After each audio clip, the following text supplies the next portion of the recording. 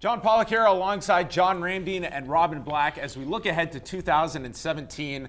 Putting fights together looks to be the bane of the existence for Mick Maynard and for Sean Shelby because they have a lot of cards to fill. And one of the most difficult appears to be the Brooklyn show. We know that there is a interim title fight involving Holly Holm and Jermaine Durandamy. But what else? Interim? Is that one interim? Oh, no. We're going to have many. I think by the end of the year. Is that an interim championship? Yeah. That's for the. That's a real one. Okay. I'm beyond confused. I'm confused. That's too. for the regular featherweight championship. Right. You're right. No interim featherweight title. Okay, right. I would not be surprised though. That's just the way things go. When we're confused at the desk, it just all day, shows every you. day we're reading and absorbing and talking. Is this officially the point? Like that used to always be the go-to. Was you knew every UFC champion and that. Boxing was the title model we never wanted to become. And I'm not saying it's at the level that boxing has got to with every version of every title, but we're a lot closer there than we were a few years ago, where there are interim titles galore. It seems that is the go-to now if any champion isn't ready. And I don't know how many people you could even ask in this office to go up and down and list every single champion. I think it would definitely be a few pauses before you think. Especially when you're talking about the featherweight division, both the men's and women's 145-pound division. Just remember, Jose Aldo was the champion. Then Conor became the interim champion in the fight with Chad Mendes. And then he became the undisputed champion. And Max Holloway just fought Anthony Pettis for the interim championship. And then Jose Aldo fought Frankie Edgar for the interim championship. Yeah, but then now is the real champion. And now is the real champion. And now, even though Conor McGregor is the undisputed featherweight champion, Max Holloway is supposed to be the interim champion. He was supposed to fight Jose Aldo for the championship that the UFC stripped from Conor McGregor. And now the UFC is going to crown a new female featherweight champion, even though the number one female fighter at 145 pounds is not involved in that fight. Can't make the weight. So it's just a very confusing time for everybody. I mean, a lot of these things are just mechanisms. They're mechanisms that used to be needed to create conversation in the olden days. It's like, well, we need some rankings and we need a belt and we need, now they don't like each other and we need a narrative from some media and we need a Twitter and stuff. All of those things were there in hopes that you would get somebody interested enough in fighting that eventually they'd fall in love with fighting or the people in it. But unfortunately, what happens is people start to get distracted by those things. So it's like there will be conversations that people have just about the rankings. Oh, that guy shouldn't be number 6. This guy should be number 6. But they're made up by a whole bunch of guys who just write them in. They're not anything. They're not real. Yeah. And then belts were this thing that you could put on a poster to sell it. But all of these things existed in hopes that if you were drawn in by one of them, eventually you fell in love with the sport. The way people watch football, the way people watch baseball, the way people watch soccer. They watch the sport.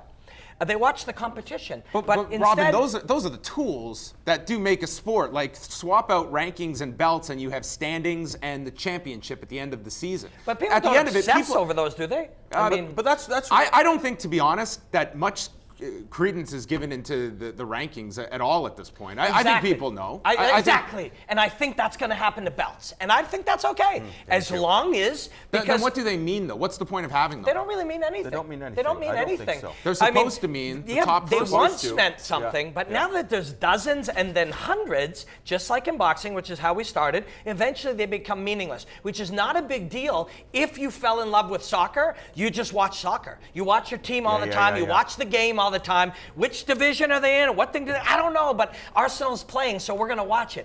Eventually, if these things become meaningless, that's not a big deal. If you love the fighters, if you love fights, if you love fight cards, if you love that stuff, it brought you. You came there for the rankings. You stayed there for fighting. You came there to see who won the World Cup. Now you watch every soccer game. Ultimately, these things aren't supposed to be the permanent obsession of the viewer. They were there to bring you in, get you interested enough to like fights. Well, though, it means a whole lot to the fighters monetarily. And second, you take out a destination, I think that does take a lot out of it. There are people that will just watch fights regardless of what they mean, what the directional path is for a guy's career. But you take out the Super Bowl. What are we watching every Sunday? True. What are these guys? We're just going to play arbitrary football games for 17 weeks, and then we'll start it all over again. There's no winner or loser. No, you're at the end making of a good point, but that is why. So since we need the belts to sell the pay-per-views, to get the people, because we're still at that point. We got to invent an interim title for Toronto. We just have to, because we're at a point that people need the belt, or else they won't buy it. That's not necessarily true. They didn't buy it though. Like that show is going to be the lowest of the year. People did not buy it, and that tells the me belt just didn't work. this idea that just belts equal buys. Exactly. They've exhausted And that. if you don't buy into that, if you're a guy like Nathan Diaz and Nick Diaz, and you don't care if there's a title on the line, we're in here to make money. If you happen to attach a title to it, and we're going to make the most money possible, great. But we don't care about the titles. When you look at some of the biggest fights the UFC had, Diaz, Conor 1 and McGregor, 2. Diaz 1 and 2, no title involved because of the personalities. And why did people want to see it? Because of the fight itself. That's what it came down to. These guys smashing each other, and at the end of the first fight, Nathan Diaz sinking in the choke, getting it done, and then Conor responding and rebounding from that loss and beating down Nathan Diaz. That's why people love fight, and that has been the history of the sport. The sport got to where it was because the whole card was filled with scrappy guys, people that weren't trying to play this conservative game. There were fighters that came to fight. That's how the industry grew, and it feels like we're getting away from that. And there was one belt. Yeah, and there was one belt. And then there was two belts. Then there was two belts. You know? There was the big guys, and then the really big guys, and that's what it was. And boxing looked at it and said, how do we do what these guys are doing? For some reason, this audience watched the whole card, and they know all the guys. Oh, it's because they didn't, you know what I mean? Ultimately, belts, rankings, storylines, all of those things are there to draw you in, but it's been our job, the UFC's job, they're to blame too, because week to week, day to day, show to show, you got to get that belt on the poster. You got to get some bad blood out there. You got to say this: the winner of this gets that thing. And all of a sudden, that becomes the story. And then people watch a fight, kind of, and after go, oh, he got it done with a rear naked choke. What's next for you? And we move on. And we did what we've lost is we didn't stay there long enough. Soccer's boring. People love soccer because they fell in love with it. They saw it. Oh my God, it's grass and he runs and it's a ball. And then when you touch a guy, he flies through the air crying. Oh my God, it's great. But they drew them in, and through a length of time, there was a love of the game. And we need to build a love of the game of fighting. And unfortunately, you keep adding belts because you need belts. Eventually, they're not worthwhile. You keep adding storylines because you need storylines. They all sound the same. You keep adding this guy's going to say crazy shit. They all say the same stuff. It all disappears eventually. The one thing that is cool about it is when you attach that title there, people need to get there, and the best rise to the top. And then we get to see some of those really cool matchups. Like one of the fights that they're talking about, Gegard Mousasi, he wants Chris Weidman at 185 pounds. Apparently that's the fight that's been offered to Gegard Mousasi. Chris Weidman apparently has been offered a number of different opponents. Now for Chris Weidman, if I'm Chris Weidman, it's like, why would I take this fight with Gegard Mousasi? Nobody knows who this guy is. It's extremely dangerous. Yes, if I beat him, I'm the man because I beat Gegard Mousasi. Instead they're offering me Vitor in Brazil maybe or something? I'd rather take Michael Bisping. I know people be all pissed off because, what happened in my last fight. I would imagine Michael Bisping isn't on that list.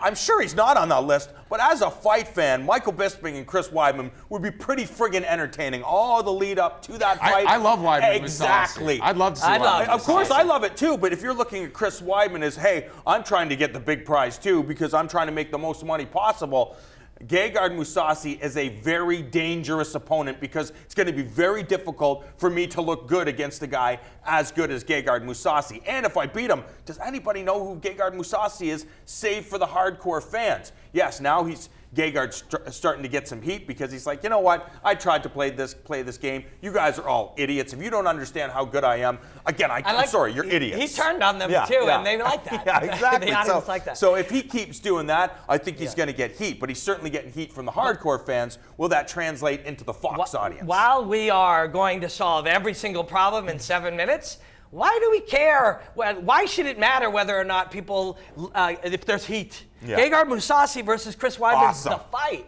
But if we're using heat, if we're selling heat, if we're wolf ticketing heat, if it's all about how people respond and interact on Reddit or SureDog or wherever, this is what we're going to get. There needs to be a job, a push, a mission to take a little bit of time to, while we got your attention about some interim belt, we're going to make you fall in love with Max Holloway forever so you'll always watch him fight. We've got to do that. Can't that be a byproduct, though? Like, you have Conor McGregor and Nate Diaz, where a lot of people bought that fight because, man, they saw water bottles being thrown on ESPN.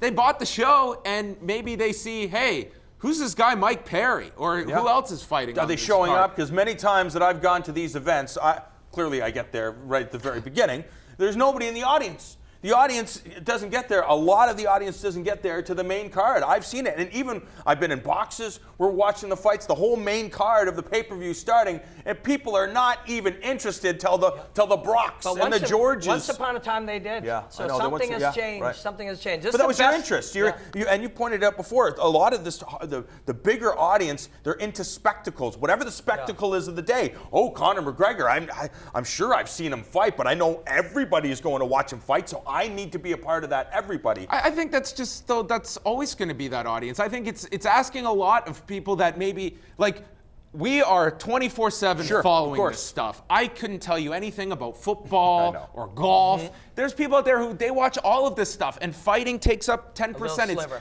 It's one Saturday, maybe every other month. They'll check in on UFC, and they only know a couple of names. And I think that's fine. That's kind of a barometer on who the biggest stars are. What is drawing them? Is it just the spectacle of I want to see this Conor McGregor, or hey, I like the way this guy punches people in the face and they fall down? Because if you like the fact that he lays guys out, well, tune into the rest of the card. You're going to see a bunch of people get laid out. You know what? This is the greatest sport in the world, bar none.